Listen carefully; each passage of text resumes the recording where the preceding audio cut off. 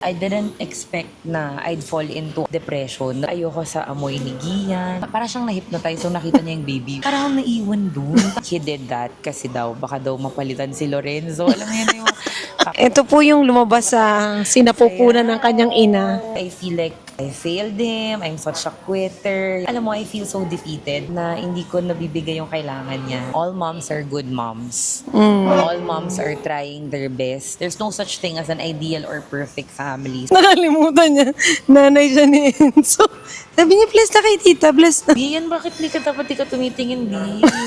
O, tingin ko, nakakainis. Moms, we forget that our husband is our first and top priority. Very counterintuitive talaga si Lord. When you take care of His business, He takes care of your business. And His business is you have to prioritize your family. Nasabihan ako before na baka nababaliw na ako, moms or parents. If you're winning your battles outside, you have all the accolades, you have all the awards. But if you're losing at home, then you're not winning at all. That's not success. Girl, okay lang, minum ka.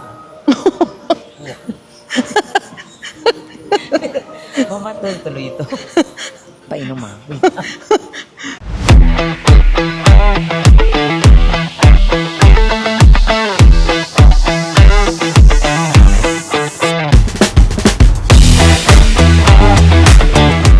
Hi everyone! I'm so honored dahil kasama natin ng aking pinakamagandang sister-in. Pinakamaganda!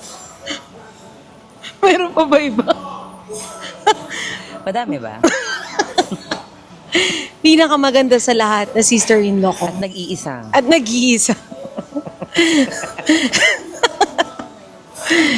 And she will be sharing her story about her experiences, yung mga struggles, challenges as a first-time mother. So kung maalala nyo, nung last vlog, nung Father's Day, ay in-interview din natin yung kuya ko about his experiences din as a first-time dad. So marinig natin yung point of view ng asawa niya ngayon. So, let's get it on. Number 1, Ate Raquel, how did you feel when you found out you were pregnant? So, backstory. Yung eldest sister namin, she died August 8 ng 2020. And so, a year after her death, nag-expect ako na mabubuntis ako. Same date. Parang sinasabi ko, Lord, alam ko na may ipapalit ka. Not saying it in a bad light, pero it's a hopeful thinking na, Lord, alam ko may ipapalit ka. After all the pain, all the struggles, after everything we've been through. And so, I was waiting expectantly August 8, 2021 na mabubuntis ako. But unfortunately, hindi pa rin ako nabuntis. So parang nag-antay ulit ako ng another year, and then around August 8 ng 2022, nag-pregnancy test ulit ako. But then, negative pa rin. So Lord, it's okay. I know na with or without a baby, Gian and I are complete in you. To some, that may sound unbelievable, but we are complete. We are happy. And so, August 17 yung birthday ng sister ko. August 17, 2022, I was feeling very emotional kasi yung parents ko around that time, umalis sila papuntang States to visit my other sister. For some reason, inisip ko lang mag-pregnancy test kasi that day, I was feeling so emotional. Umiiyak ako nung hinahatid sila sa airport. And that's just weird of me kasi hindi naman ako ganun. Like, alam ko naman na babalik sila. Magbabakasyon lang sila. Parang ako may attachment issues. So, out of boredom or curiosity, nag-test lang ako. Pero alam kong di negative to. Girl, positive. Tapos, nagsisisigaw na ako. Akala nga ni Gian, nakita ko daw si Ate Judith. Kasi yung sigaw ko, si Ate Judith, yung sister ko na namatay noong August 8, 2020. So, this is August 17, 2022. Exactly her birthday.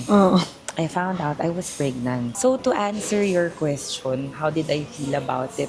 Honestly, hindi ako makapaniwala. Kasi, we waited for 2 years. To some, that may be a short period of time. But, you know, for us, medyo matagal na siya. And tumabot ako sa point na meron akong isang box ng pregnancy test sa house. So, I would always test. So, parang every time negative. For 2 years, nakakuha ko lagi ng negative. I feel numb about it.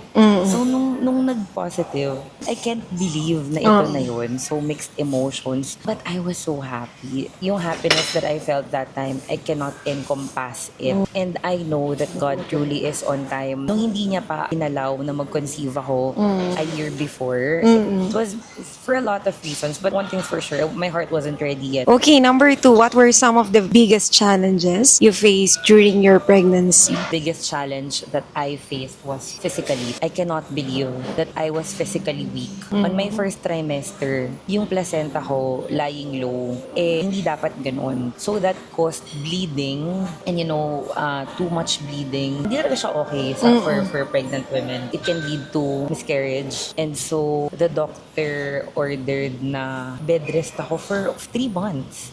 Parang I was so frustrated kasi I cannot believe na I'm physically weak, that I'm that weak. Kasi physically active ako prior to getting pregnant. Hindi ko siya matanggap kasi I felt so strong. I felt so confident starting my pregnancy journey. Parang I was so confident na I can do this will be easy. Pero it was just so hard for me. And physically, ang selan ko sa pagkain. Bumagsak yung weight ko that time Parang yung lowest weight ko when I was pregnant, which is, di ba, parang kabaliktaran. Nakabawi na lang ako. I think 8 months na ako buntis. Nagsusuka pa rin ako. Parang saka nakita ng ganun. Sinasabi ng mga tao hanggang first trimester lang daw. Max second trimester. Girl, second trimester. Ang lala nung suka ko. I'm so frustrated. Tapos parang ayoko sa amoy ni Gian. Imagine I live with him 24/7 and ayaw ko yung scent ng sarili kong husband. That's the worst scenario you could possibly be in. Nung third trimester ko naman, biglang lumobo ako. So parang Iyan pa naman yung pinakaayaw ni Ate Raquel. ayoko, totoo. Lagi ko tatanong kay Sam, tumataba na ba ako? Sabihin mo sa akin yung totoo. Kasi very conscious ako sa weight ko. Actually, medyo masaya pa nga ako nung bumabagsak ng weight ko. First trimester. Lord, thank you. Nung third trimester, parang, hinihipan. Ganoon. Kaya parang roller coaster of emotions, mentally, physically. Pero in a lighter note, lahat ng pinagdaanan ko worth it and more than what I got, which is si Lorenzo. And naging patient din naman hindi naman siya nagpalit ng pabango. Sino? Si Kuya. Hindi. Meron pa siyang laging kinakain dun na yung gochujang, yung sa Korean. Sauce yata yun. Yung chicken, minamarinate niya sa gochujang. Ayoko na nga nung amoy. Pag natitira pa yun, ilalagay niya pa yun sa ref. Tapos, kakainin niya, iinitin niya ng iinitin hanggang sa maubos niya. Inis na ako. Umiiyak na ako sa kanya na huwag niyang kakainin. Kailangan yan para sa meal plan niya kasi nagpapalaki siya ng katawan. Grabe talaga hormones ng babae nun. Before sabi ko, hindi, arte lang yun. Parang kaya naman yun makontrol. Hindi talaga. As in, iba yung hormones pag buntis ka. Pag ayaw mo. Pag gusto mo. Parang you really give into the cravings of your body. So, kamusta naman ate yung pagle-labor mo and yung delivery mismo? Labor. CS kasi ako, so hindi ako nag-labor. What I can tell you is what happened. What happened habang inooperahan ako. Parang 30 minutes ako binuksan to get the baby out. 30 or 40 minutes, parang ganun. During that delivery, nagulat ako. I wasn't prepared for it mentally because my legs felt numb. Wala akong maramdaman na kahit na ano pababa. But then I can feel the doctors around me opening me up, and parang mentally, I just wasn't prepared for it. Gusto kong magpanic, but then hindi ko magawa kasi nga I can't feel anything. 40 minutes yun. So, they called Gian. Pumasok si Gian. They took the baby out and nilagay sa dibdib ko that I started crying. But then, everything was so fast. Sabi nila, dalhin na yung baby sa kabila. Etong si Gian. Ay, kwento niya tayo doon sa vlog nun. Etong si Gian, bukas pa ako nun. Wala pang nagsasara sa akin. Para siyang na-hypnotize, so nakita niya yung baby. Sinamahan niya agad palabas. Tapos ako, naiwan ako dun sa operating table. The doctors already left. Ang natira na lang, parang 1 or 2 to close me. Pero parang nagpatay na ng ilang ilaw. May ilaw pa rin naman. Pero parang naiwan dun. Pero in Gian's defense naman, he did that kasi daw, baka daw mapalitan si Lorenzo. Alam mo yun yung kakapanood namin to ng mga teleserye. And then after that, they placed me on a recovery room. Dun ako nag-start mag-chills. Involuntary, nag-chills ako. I tried to stop myself, pero hindi ko mapigilan yung sarili ko. I don't know if it's because the anesthesia. The nurses say na it's common for women na nag-undergo ng cesarean na mag-chills. So, ano naman yung pakiramdam no nung una mong nahawakan si Enzo? Naiyak ako kasi parang finally nalabas na after 9 months. Ito po yung lumabas sa sinapupunan ng kanyang ina. Say hi! Hi! Say hi to the vlog. Say hi. Say hi. Ayan. Hi. Sige, sagutin mo na yung tanong, te. It was so beautiful. No words can encompass the wonder na si Lord nagawa niyang init yung isang bata sa womb ng isang ina. Imagine. And we live in a society wherein man tries to duplicate or parang replicate everything na nandito sa earth na to. But yun yung isa sa mga bagay na hindi natin kayang magawa sa atin. Gets mo? Yung reproduction. Alam mo na si God lang talaga to. Yun yung one of the many wonders na you know na God exists. Oo. Kamay to ng Diyos yung gumawa. Oo, na walang tao yung kayang gayahin to. On the other hand, I can also admit na Enzo and I didn't have any connection yet. So for moms out there na parang you feel like you've been watching videos of moms telling them yung first meet was just wonderful, there's a connection, there's a spark. I'm here to tell you that it's okay if you didn't feel that because you're two separate individuals na trying to get to know each other. Na dun ka pa lang sa part na you're trying to know him, trying to learn how to latch your baby, how to feed him, how to make him sleep, how to burp him. Nagkakakilala pa lang kayo like any other individual na magsa-start pa lang magkakilala. It's okay if the connection isn't there at the first time. But you get what I mean. It doesn't mean na I don't love him at the onset or hindi ko na feel yung beauty or yung gift na God, this is such a blessing. Thank you, Lord. So, alam mo yun, it's okay if the first meet wasn't as beautiful as you'd hoped it would be or like the ones you see on social media. I'm not saying it's not true. I'm just saying na it's also true if there's no connection at the onset. Oo. Kasi nagbe-build yun. So ano naman yung mga challenging aspects of caring for a newborn as a first-time mom? So dahil CS ako, we stayed in the hospital for 4 to 5 days.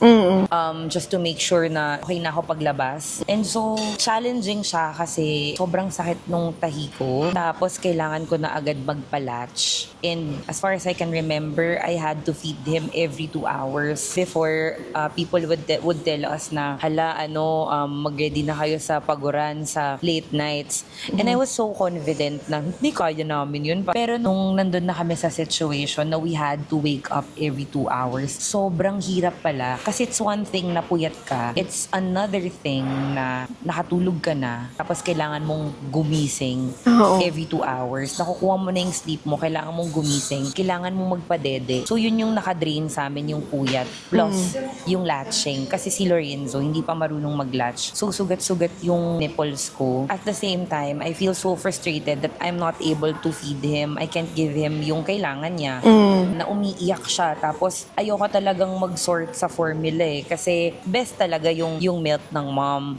But then around that time, nag-switch na kami to formula for a week. At first ayoko kasi I feel like I failed him. I'm such a quitter. Kasi alam ko na golden milk yun eh. Yun yung kailangan niya talaga para ma-boost yung immune system niya. But then sabi nung doctor ko, the more na stress ko yung sarili ko, hindi talaga lalabas yung milk. Kasi hindi na lumabas eh nung nagsugat na. No. Parang nanigas na lang siya sa loob. Alam mo, I feel so defeated na hindi ko nabibigay yung kailangan niya. And then, I remember, nag-devo ako noon. Parang sabi ni Lord, let go ko muna. So against my will, nag-switch kami for formula for 7 days. And then dun sa 7 days na yun, nakapagpahinga ako. Hindi ko na-feel yung pressure. After 7 days, bumalik ulit yung milk supply ko. So, nag-start ulit akong i-feed na siya. So, puya. Tapos, ang sakit pa nung katawan ko. Hindi ko pa siya mabuhat.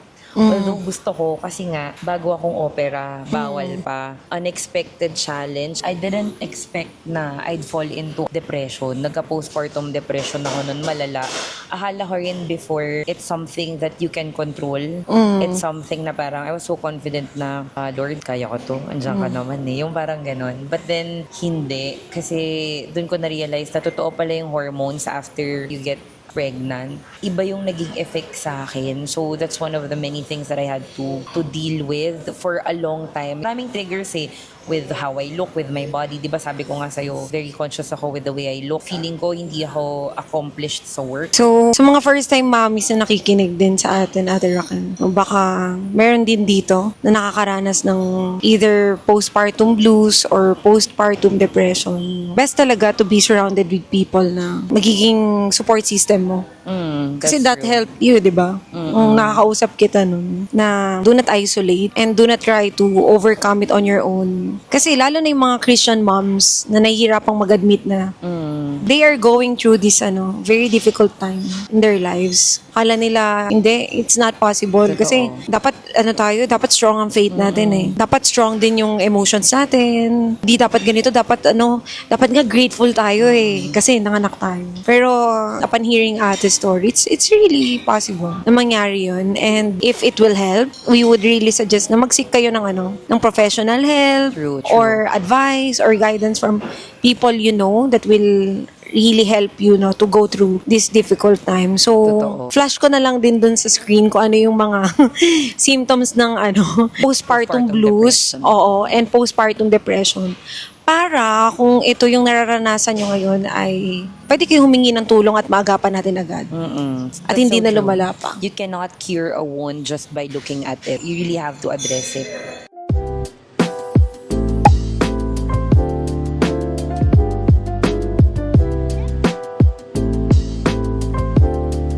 How has becoming a mother changed your perspective and priorities? Alam mo, totoo talaga. They say mothers are the strongest and that's so true. Parang nung naging mom ako, ang priority ko na talaga, family ko. Back then kasi, when it was still me and Gian, ang tingin ko lang sa amin, para lang kaming mag-boyfriend and girlfriend. Kasi we're young, so we're building a family. So we didn't have to be responsible for anyone other than kaming dalawa. We just had to look out for each other. Wala kaming kailangan isipin, ganito. Now that we have Lorenzo, mas may vision na yung buhay namin. In application finances, hindi na kami pwedeng bumili lang at whim. Kung anong gusto namin bibilhin, we really have to think about it. Ang lagi namin sinasabi, if may bibilhin kami, that should be our extra money. Syempre, yung needs ni Lorenzo has to be met. Nandun yung pag mom ka na, totoo na, ihuhuli mo yung mga gusto mo. Kasi pag mom ka na, kaya lalabas kami or magsha-shopping. Mas gusto na namin ni Gian ngayon yung pupunta kami sa mga play area, yung mga amusement park, anything that will amuse him or entertain him. Hindi naman nakaka-entertain sa kanya yung mga shopping, ganun. So parang natutuwa ako na nakikita niya yung mundo.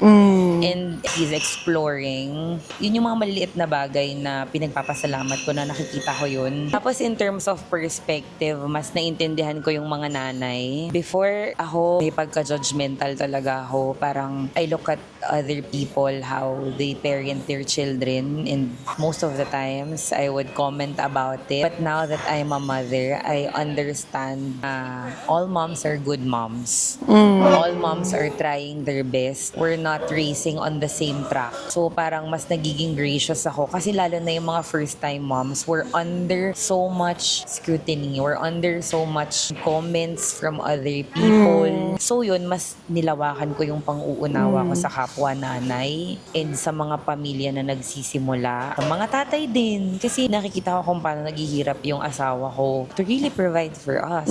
I take everything with a grain of salt. I'm not perfect, pero every time I see a family and as much as possible, I don't compare and I try to understand. So, dun sa sinabi kanina ni Ate Raquel na it's definitely challenging to be a parent. Kaya, pag naging magulang ka daw, may hirapan ka na mag-comment sa anak ng iba. Kasi, you wouldn't want to be treated that way. Yung ma-question ka, ba't ganyan yung anak mo? And as much as you want it to be perfect, it won't be perfect. There's no such thing as an ideal or perfect family. So, every parent is trying his or her best talaga to be the best parent to their children. So, the best thing to do, if you're not the parent, ay medyo iwasan nating mag-comment-comment, ganun. Lagi nating iisipin na kung ano yung sabihin natin doon sa anak, yun din yung sinasabi natin doon sa magulang. Totoo. So, let's practice appreciating the parents out there for trying their best. Lalo na sa mga mommies kasi grabe din yung stress talaga nila na nararanasan with taking good care not only of the kid but of the home itself, di ba? Homemaker sila eh. So, if we're really concerned and if we want them to improve on a particular thing, we can always, gently approach them. Or help them. Oo. You can see na ang dami na nilang ginagawa. Alam mo, you know what I really appreciate pala, sa sa family ng kasi syempre yung wala na akong sister dito, nasa US na siya, yung nag-iisa kong sister. So, every weekend, we go to their house and para talaga akong nagbabakasyon kasi they help me with Lorenzo. Si Sam, lolokohin na niyan ako kasi pag every Saturday, ititilt ko na yung phone ko kasi maglalaro na ako nung parang Candy Crush. Tita na lang siya ni Enzo. Magkikita na lang kami ni Lorenzo after 24 hours. Yung mga ganon. Hindi, hahawakan ko na lang siya after 24 hours. Kasi Saturday kami nasa kanila. Sunday kami uuwi. So, dun sa 24 hours na yun, pahinga ko yun. So, yun yung pinaka-help nila sa amin ni Gian. And for that, I really, really appreciate it. Kasi it's a rest for a mama like me na Monday through Friday, nag-work, and then may baby. Naalala ko lang nun. Pinagbe-bless namin si Enzo. Sabi ni Ate Raquel, bless na kay tita. Nakalimutan niya. Nanay siya ni Enzo. Sabi niya, bless na kay tita, bless na. How about yung moments or milestones, Ate Rac, with Enzo that you really found most memorable? Memorable sa akin yung nag-eye contact na siya. Kasi yun yung mga time na andun kami sa stage na tinitingnan namin if I'm so sorry that this does not mean to offend anyone kung normal siya. Sa eye contact. Siyempre, ang prayer namin, walang any complications. Tapos yung iba pang milestone, yung naglalakad na siya. Di ba nung nag-start pa lang siyang tumayo, tapos yung mga first few steps, parang na-amaze ako sa development ng bata. Ang bilis. Oo. Di ba parang napapag-usapan natin, nakakami si Enzo nung 3 months, 5 months, yung nakaganyan, yung hindi nagagalaw yung leeg. Yung wala siyang choice. Ngayon kasi ang kulit na tumatakbo na. Tapos nangangalikot na. Tapos yung nagsasalita na siya ganun, mama, papa, lolo, lola, nag-hi na. Basically yung interaction skills niya pag nagde-develop na, ayan, kukunin na yung mic mo. Target lock na. Hello. Moments naman, alam mo, dito talaga nagtatog yung heart ko. Every time nagpi-playtime sila ni Ian. Kasi, honestly, I would get comments from people na Ian is the more hands-on parent. And, for me, that's okay. May kanya-kanya talagang strength. Like, for me, I make sure na his needs are met lagi. Siyempre, maninigian yun. Binibili ko lang. Baka sabihin nyo, kanya-kanya tayong strength eh. At saka kanya-kanya kayo ng task. So yun, yung mga moments nila ni Gian, yung mga ganong moments, I can't help but, just really praise God kasi Naiyak siya. hindi kasi parang those moments na pag nakikita ko si Gian tsaka si Lorenzo, how Gian is a father to Lorenzo. I am putting him on a pedestal to glorify God kasi he really married me into an all-around father, husband, friend, provider. And I can just confidently say na it's all because of God's faithfulness. Imagine kung ibang tatay ni Lorenzo yun, kung hindi si Gian, parang yung bar ko, yung standards ko, sobrang taas kasi si Gian yung tatay. He's the most patient father to Lorenzo. He makes sure na malinis si Lorenzo. Grabe, kuskusin yung ngipin. Oo. Every time I try to scroll my phone, I always find myself looking at videos of Gian and Lorenzo. Naglalaro sila. Intentional talaga siya. Nakikipaglaro talaga siya kay Lorenzo. Kasi diba, magiging honest ka rin naman, nakakapagod. Masakit sa likod. Pero si Gian, yung pasensya niya talaga napakahaba. And for that, I'm so thankful. So how do you find balance between motherhood? Siguro ito challenging career and self-care kasi very career woman to si Ate Raquel. You know what? Honestly, I feel like, I'm a jack of all trades. Kasi this is what I always tell Sam. I feel like I'm so many things to so many people. Background lang, we run a business, a family business. So, hindi lang ako anak, empleyado din ako sa magulang ko. And yung kami ng asawa ko, may business din kami. So, magkatrabaho din kami. How do I find balance? To be honest, ang hirap. Parang ang daming beses namin na pag-awayan to ni Gian. And the main reason is because moms, we forget that our husband is our first and top priority more than any human in this earth. God first and then your husband second. Kaya nagkagulo ako before kasi sometimes I would prioritize my career over my husband or Lorenzo over my husband. And so natutunan ko talaga na to meet my husband's need first. Our communication, our intimacy, lahat, anything that he needs, I have to meet that. And then next would be Lorenzo. Yung needs niya, syempre playtime, communication, and then next na yung sa parents ko. Kasi workaholic ako, guys. So, madalas nauuna talaga yung sa parents ko sa career ko. Kasi workaholic kami ng mom ko, tapos perfectionist pa yung mom ko. So, kalman mo. And then, yung self-care, later ko pa siya na-realize na I need that too. So, in practical application, I start my day, si Gian gusto niya, nagpe-pray kami together. Hindi naman lagi nagagawa yun. Kasi 6 o'clock gising na ako, parang ganun, or 5. Maaga talaga ako nagising to start working early. And then, family time with Lorenzo. Sometimes I fail to do that kasi mas inuuna ko nga yung trabaho. But then I realized every time I do that, my whole day fails. Pero pag nagagawa ko naman siya, ang ganda ng araw namin, it falls into its place. Very counterintuitive talaga si Lord. When you take care of His business, He takes care of your business. And His business is you have to prioritize your family. You don't get distracted by the deadlines, by anything other than your family. You prioritize your family because moms or parents, if you're winning your battles outside, you have all the accolades, you have all the awards. But if you're losing at home, then you're not winning at all. That's not success. For me, no amount of success or money can top the gift of having a complete family. Kasi this is like a training ground for Lorenzo eh. If he grows up and then I don't have a balanced life, he doesn't see that my husband is my priority and him being next. Hindi niya nakikita yun. And if he sees that my priority is my work, hindi ko siya mapapalaki ng maayos. So every day is an opportunity and a training ground for me to be a better mom, a parent, to Gian, to ano. So yun, that's how I try to balance everything. I'm not perfect. Sobrang dami ko pang pagkakamali, ang dami pang learning curves for me, but what's important is that I know where to get my fuel, which is sa Lord, and balik lang. Nagkamali ako bilang nanay, balik lang kay Lord. Hingi ulit ng patawad. Hingi ulit ng tawad sa asawa. Hingi ulit ng tawad sa asawa.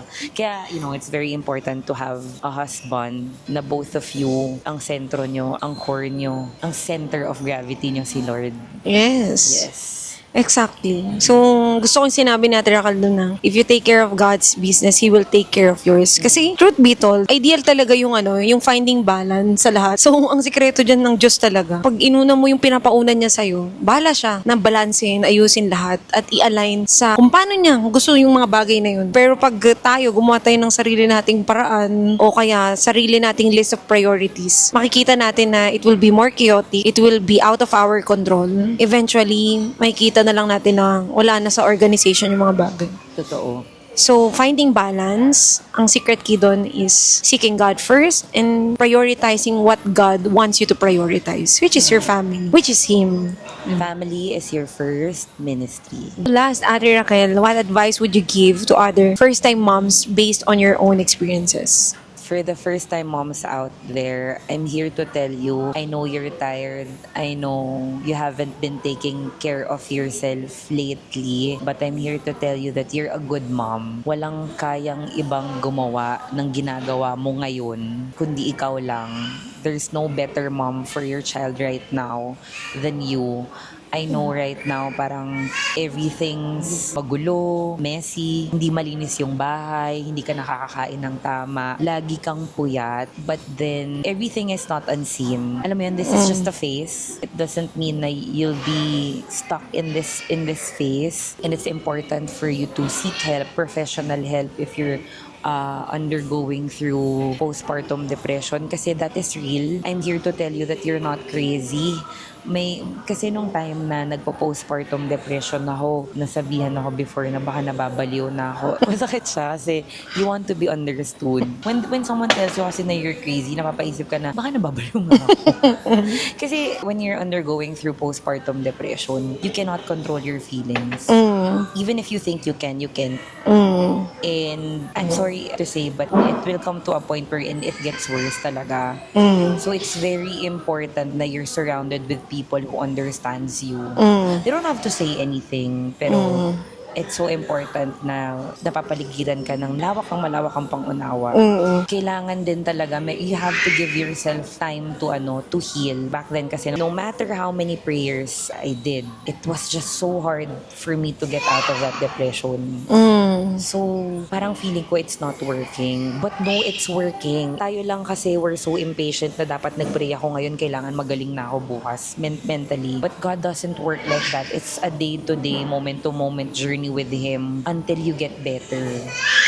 And, God uses so many people, psychiatrists, psychologists, many professionals, your parents, from your church. Sa totoo lang po, inana rin po ako ni Sam.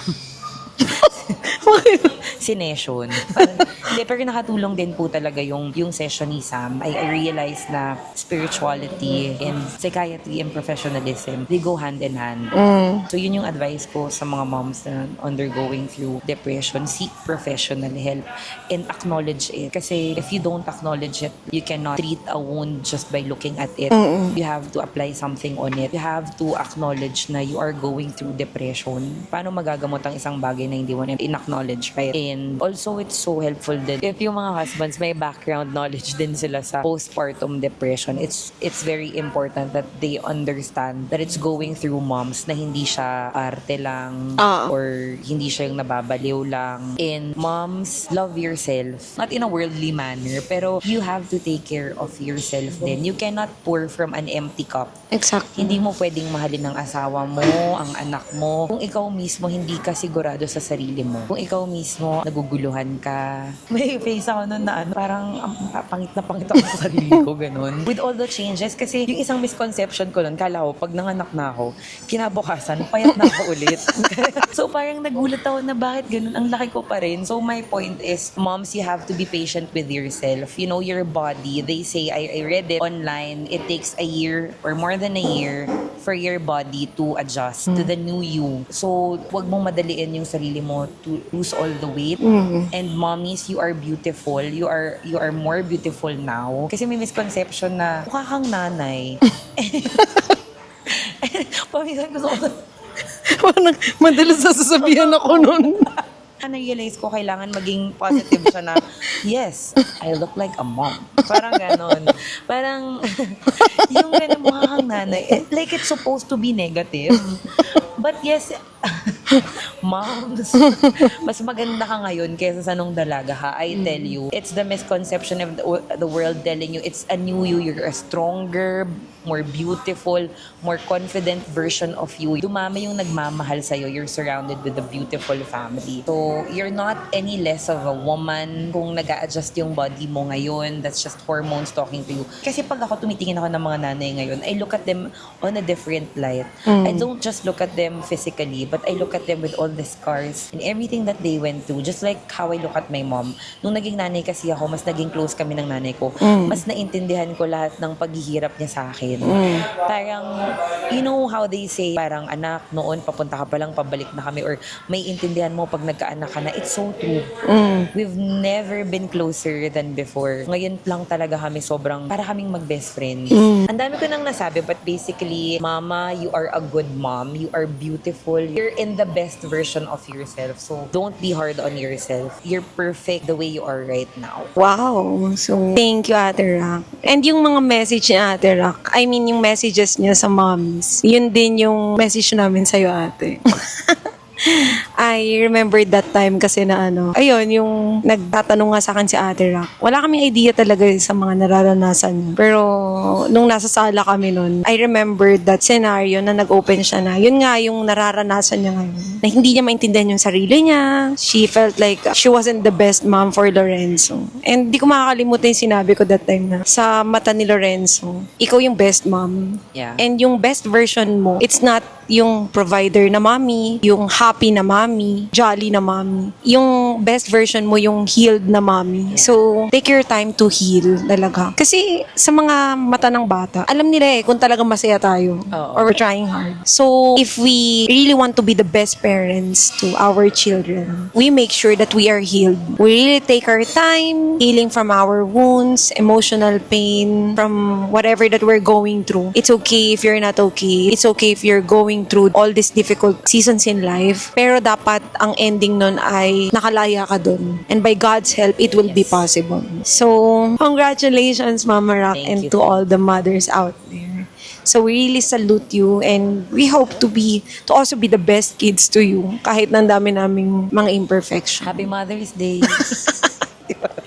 So, yun lang guys. Thank you so much for staying with us. And we hope that you'd learn something. Kung meron pa kayong mga comments and suggestions na gusto nyo i-content namin, ay feel free na ilagay sa comment section. Don't forget to subscribe din sa aking YouTube channel. And like this video. And also, click the notification bell para lagi kayong updated sa aking vlogs. So, that's it guys. We love you. God bless you. And definitely God has the best plan for you.